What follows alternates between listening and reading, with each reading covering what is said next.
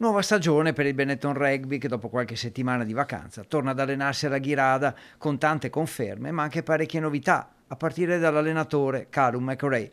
In questa prima fase saranno assenti i giocatori impegnati nei tour con varie nazionali di cui fanno parte, oltre all'Italia anche Argentina, Samoa e Tonga. Regolarmente alla Ghirada invece Federico Ruzza, veterano dei Leoni e lasciato a riposo dal CT dell'Italia Quesada dalla tournée in Sudafrica. È molto emozionante. È bello ritrovare i compagni, è bello anche vedere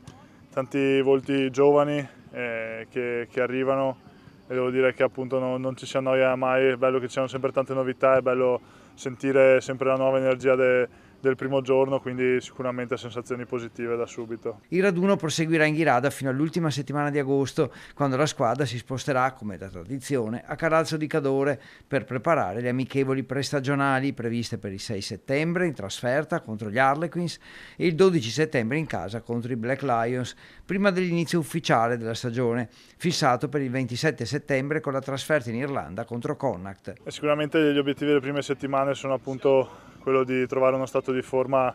ottimale poi per quello che sarà il proseguo del pre-season, però sicuramente questo blocco è molto importante da quel punto di vista, però penso che comunque essendoci tante novità anche nello staff tecnico sarà molto importante per diciamo, mettere le basi anche dal punto di vista appunto tecnico di campo. Federico è uno dei leader, i giovani si appoggiano a lui per aiuti e consigli. Se sentono di poter affidarsi a me per dargli una mano, questa è una cosa che mi rende molto felice ed è sicuramente qualcosa che cerco di fare. Ci sono tanti ragazzi giovani che ho visto giocare nel campionato di Serie Elite, che ho visto anche crescere purtroppo perché ormai sono vecchio ed è molto bello averli qua. Per Ruzza è la nona stagione al Benetton, oltre a 2 precedenti alle Zebre, ma non si finisce mai di imparare e crescere. Potrei elencarti davvero 5-6 aspetti del mio gioco che sono da migliorare, non sarebbero gli unici comunque, quindi penso che anche avere un po' questa sensazione di essere un po' appunto sempre un po' incompleti mi dia tanta forza e tanta motivazione di tornare e cercare di migliorarmi sempre.